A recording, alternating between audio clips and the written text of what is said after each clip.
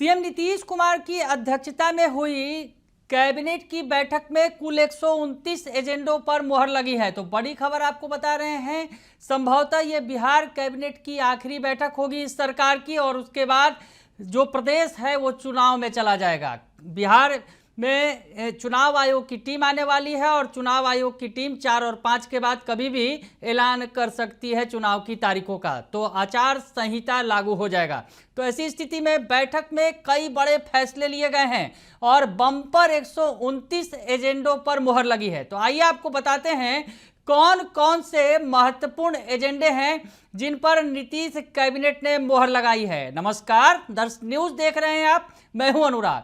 आइए सबसे पहले जानते हैं कि कौन कौन से वो जो एजेंडे हैं जिन पर नीतीश सरकार ने मुहर लगाई है, क्योंकि ये संभवतः आखिरी कैबिनेट की बैठक मानी जा रही है चुनाव के पहले। अब बिहार विधानसभा चुनाव का ऐलान जल्द ही होने वाला है। अगर यूं कहा जाए 4 और 5 को इलेक्शन कमीशन की टीम, यानी कल और परसों इलेक्शन कमीशन की टीम बिहार में होगी और बिहार में समीक्षा बैठक होगी, और उसके बाद कभी भी 6, 7, 8 तक जो है चुनावों की तारीखों का ऐलान किया जा सकता है। लेकिन उसके पहले नीतीश कैबिनेट की ये बड़ी बैठक हुई है और इस बैठक में कुल 129 एजेंडों पर मुहर लगाई गई है। सबसे बड़ी बात कि राज्य कर्मियों का जो है डीए 55% से बढ़ाकर 58% कर दिया गया है। केंद्र सरकार ने फैसला लिया था, अभी कैबिनेट की बैठक हुई थी केंद्रीय कैबिनेट की, उसमें 55 से 58% करने की बात कही गई थी, मुहर लगा था कैबिनेट पर, और अब राज्य कैबिनेट ने भी इस पर मुहर लगा दी है। तो बड़ी खबर आपको बता रहे हैं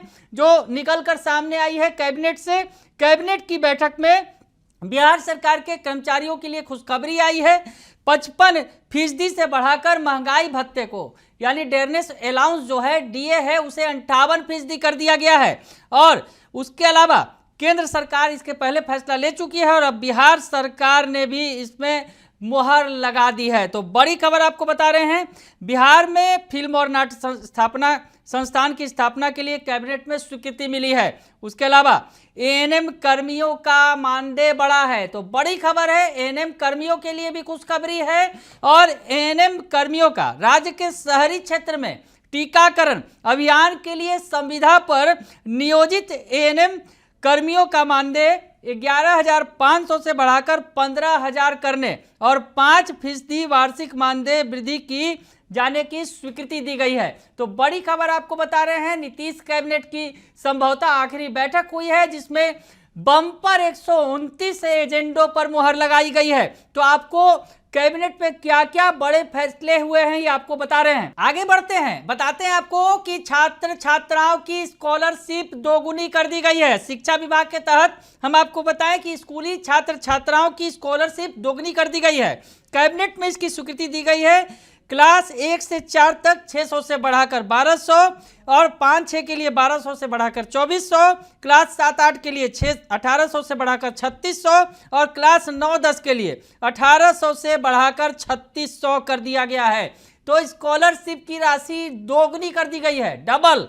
जी हाँ, बृहद पैमाने पर बहाली करने की जो है फैसला सरकार कैबिनेट ने लिया है। बृहद पैमाने पर बिहार वानिकी महाविद्यालय एवं शोध संस्थान मुंगेर में विभिन्न कोटि के 26 पदों के सृजन की स्वीकृति दी गई है। पूर्व में 204 पदों के सृजन की स्वीकृति दी जा चुकी है। हम आपको बताएं कि सिमरिया धाम के विकास का फैसला लिया है राज्य सरकार ने, नीतीश सरकार ने। बेगूसराय जिला के सिमरिया धाम का फेज 1 के तहत बृहद एवं समग्र विकास के लिए 64,77,04,000 रुपये की राशि स्वीकृत की गई है। काशी विश्वनाथ कॉरिडोर वाराणसी के तर्ज पर विष्णुपद मंदिर गया जी मंदिर क्षेत्र के समग्र विकास के लिए मुख्य परामर्शी के रूप में HCP designing planning and management private limited Ahmedabad का मनोनयन के आधार पर चयन हुआ है। तो ये बड़ा फैसला लिया गया है सिमरिया धाम के विकास का, और साथ ही साथ जो काशी विश्वनाथ कॉरिडोर की तरह गया जी में जो डेवलपमेंट किया जाएगा विष्णुपद मंदिर में, उसके लिए भी एजेंसी का चयन किया गया है। हम आपको बताएं, बेरोजगारों के लिए भी सरकार ने बड़ा फैसला लिया है। बिहार राज्य के 20 से 25 वर्ष की आयु वर्ग के स्नातक युवक युवतियों को रोजगार तलाश करने के लिए 1000 प्रति माह के दर से 2 वर्ष तक स्वयं सहायता भत्ता देने की स्वीकृति दी गई है। तो बड़ी खबर आपको बता रहे हैं, वकीलों के लिए भी बड़ा फैसला लिया है सरकार ने। 1 जनवरी 2024 को या उसके पश्चात नामांकित सभी नए अधिवक्ताओं को यानी वकीलों को 3 वर्ष तक 5000 रुपये प्रति माह की दर से स्टाइपेंड देने एवं राज्य के अधिवक्ता संघ को ई लाइब्रेरी स्थापित करने के लिए 5 लाख की सहायता मुख्य सहायता दी जाने एवं बिहार अधिवक्ता कल्याण न्यास समिति की सहायता हेतु 30 करोड़ रुपए की राशि प्रदान करने की स्वीकृति दी गई है। तो बड़ी खबर आपको बता रहे हैं, कैबिनेट की बैठक हुई है। सीएम नीतीश कुमार की अध्यक्षता में कुल 129 एजेंडों पर मुहर लगी है। और क्या महत्वपूर्ण एजेंडे हैं हम आपको बता रहे हैं जिन पर मुहर लगी है। सभी के लिए जो है बड़े बड़े ऐलान किए गए हैं।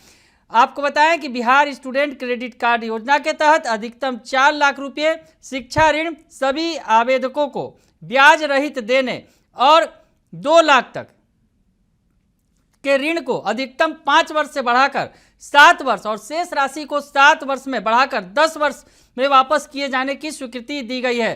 तो स्टूडेंट क्रेडिट कार्ड में भी बड़ा फैसला लिया गया है, सरकार की तरफ से राहत दी गई है छात्रों को। उसके अलावा शिक्षा सेवक तालीमी मरकज को प्रतिवर्ष शिक्षण सामग्री मद में दी जा रही 3405 रुपये को बढ़ाकर 12000 रुपये कर दिया गया है। और स्मार्टफोन खरीदने के लिए सभी शिक्षा सेवक और तालीमी मरकज को 10-10 हजार रुपये देने की स्वीकृति दी गई है।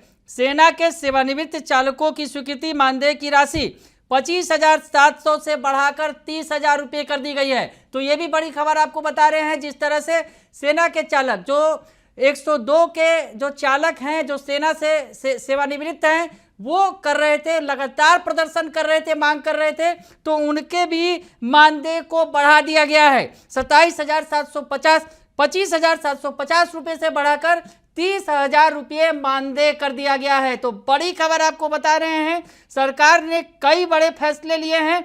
संजय गांधी जैविक उद्यान जो पटना का है, जहां वन्य जीवन के प्रबंधन एवं पर्यटकों के प्रबंधन के साथ साथ सुचारू संचालन के लिए विभिन्न कोटि के 172 पदों के सृजन की स्वीकृति दी गई है। यानी सरकार ने सभी को इस आखिरी कैबिनेट की बैठक में खुश करने की कोशिश की है। जो लोग छूट गए थे उन्हें खुश करने की कोशिश की गई है। हालांकि शिक्षकों की मांग भी बहुत सारी थी, लेकिन शिक्षकों के मांग पर फिलहाल सरकार ने विचार नहीं किया है।